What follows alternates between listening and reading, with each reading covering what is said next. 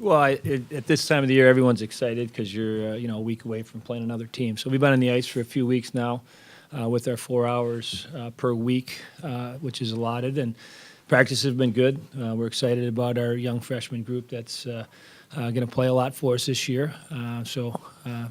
Getting ready to get going. Obviously, Victoria is a team that we don't know a whole lot about, but it's another team. So they've played a couple exhibition games themselves already. And looking forward to getting on the ice and getting a game underway on Sunday night. Let's take some questions for Coach Granato. Brandon's got a microphone over here if you want to raise your hand.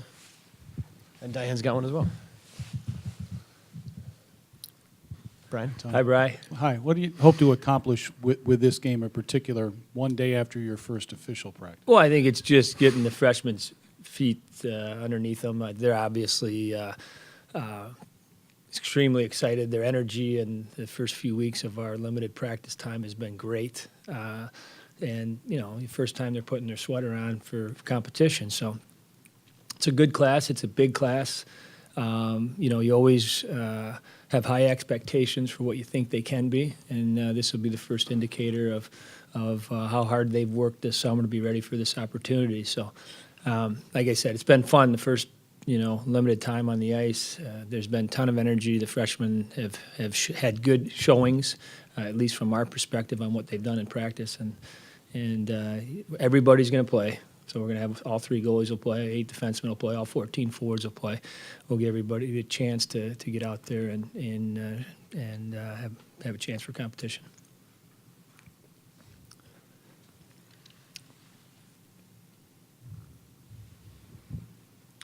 Who's next?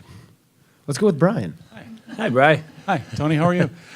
As far as your goaltending situation is concerned, I think everybody would like to have one guy, but is it going to be that way, or do you see this kind of playing out as the season moves along? Yeah, I think Daniel Lebdev was brought in as a freshman. We have high expectations for him. I think Jack Berry coming into his 3rd year now. We know what he can bring, and I think the thing that has been talked about a lot has been his consistency. I thought his freshman year, when he almost led us to that Big Ten championship and played so great down the stretch for us, we know what kind of goalie he can be too. So I think we'll let it play out. Both of them will play early in the season. And, if one of them can establish that they are the starter and as we get into, league competition, then we'll decide, if we got one guy that's hot and playing well, one of them could take away. But Johan's going to play as well in the first game. He's a guy that hasn't played a lot for us in the first 2 years, but he continues to develop as a goaltender, and I know he's going to compete to try to get some playing time as well.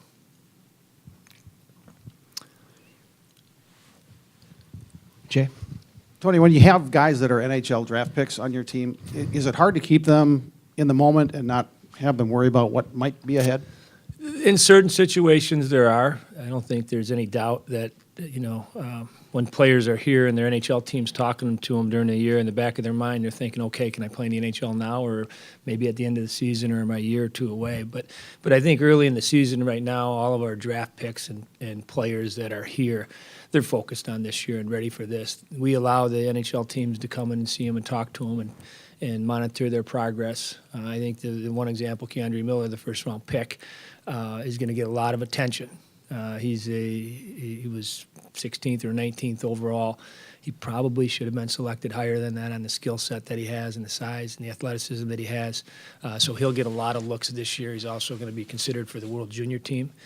So he'll get a lot of attention from both the NHL team, USA Hockey, and his opponents. I mean, a lot of people are going to look at this guy as a freshman that can come in and have a big impact on a program. And the other guys, that are draft picks that are a little bit farther down, they know that their path to the NHL is probably 2 or 3 years out, and that they're here to develop. And our job as coaches is to make sure they enjoy the experience. And I don't think there's any better place to play. And looking forward, we got Gorniak and Emerson were also picks this year as well.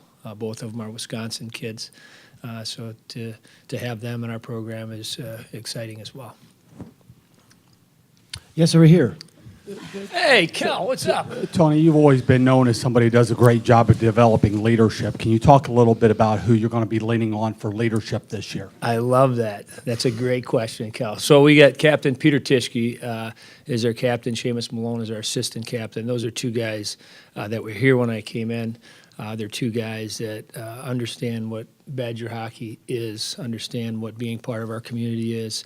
There are workhorses from their practice preparation, their compete level, their energy, and they understand that part of it. So I think as you turn classes over, you're always looking to see and making sure that your mentorship is teaching the younger guys what that means to be a leader, to be a Badger, and I think these two guys are certainly guys that we are really, really excited about what they can bring to the table. I think the perfect example of that is we got 9 freshmen in, we got 7 sophomores, so we get 16 underclassmen out of our 25 players.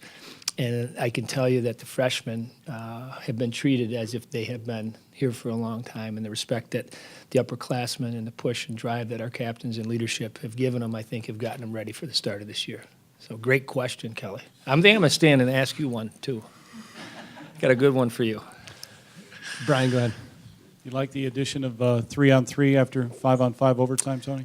I do. We have a new rule for our overtime play. In our league play, we will play 5 minutes of 5-on-5. After the completion of that, if the game's still tied, we'll go to 3-on-3. And after that, we will go to a shootout if it's tied after that 3-on-3. But I think it's it's closer to the NHL model. I think the fans, it's entertaining. I don't know how many of you have seen 3-on-3 hockey in the NHL live, but it's as entertaining as any hockey you'll see, and it's a nice addition by our league, and I think we're moving in the right direction with the overtime rules. Todd? Hi, Tony. Morning, Todd. Thanks. Have you thought about what 3 guys you'd start with? I mean, that's what your strategy might be for 3-on-3. What kind of guys are you looking for? What's your philosophy? Yeah, we do. I think this year will be a little bit different than maybe in the past with the depth of our back-end defense. We'll probably play 2 defensemen on most of the 3-man units, whereas normally I probably would have played 2 forwards and a D in the previous couple years in classes. But the strength of our team is our defense. The offense, a lot of our offense is going to come from our back end. So probably you'll see 2 defensemen on the ice a lot in our 3-on-3 situations.